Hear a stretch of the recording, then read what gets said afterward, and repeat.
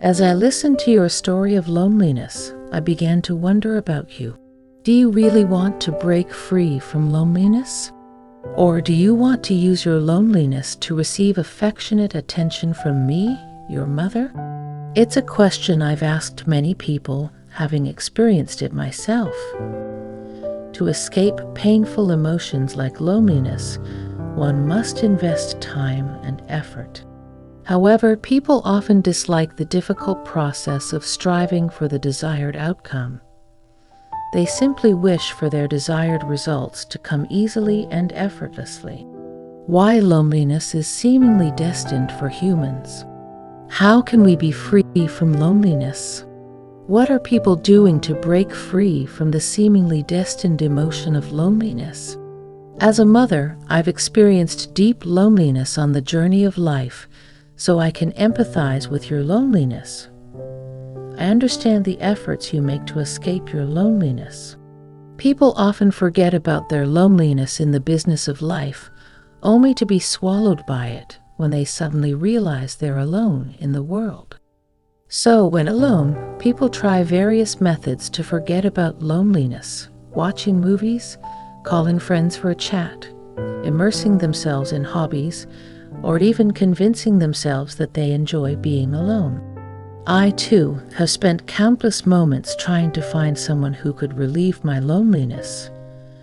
But in the end, I couldn't find anyone who could help me escape my loneliness.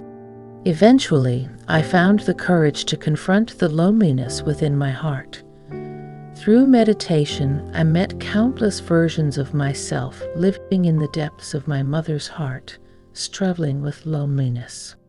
I convinced myself that I didn't feel lonely, that loneliness was necessary for growth. I controlled my loneliness and lived with it. Through meditation, I discovered that I had tried various ways to cover up my deep loneliness. When delving into my inner self through meditation, I realized how lonely I was and how I tried various ways to cover it up. When faced with the giant monster of loneliness, I wondered if it could be defeated. But since it existed within my heart, I believed that with enough determination, I could overcome it. Loneliness created numerous thoughts and emotions within me, but when they were all discarded, I met the king of loneliness. It was huge and powerful, and for a while, I tried to avoid it rather than confront it. I hid in my favorite comic books, engaged in hobbies, cleaned the house, or even slept. But no matter how much I tried to avoid it, the king of loneliness would always find me.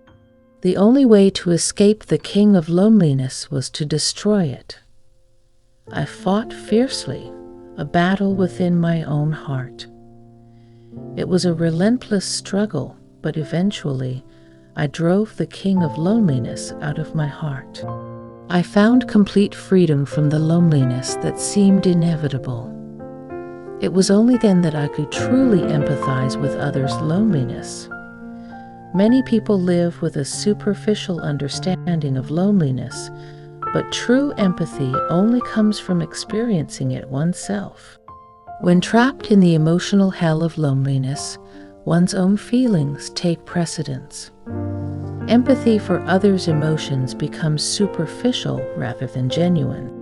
My dear daughter, when people experience true empathy rather than superficial understanding, wisdom can emerge to help them.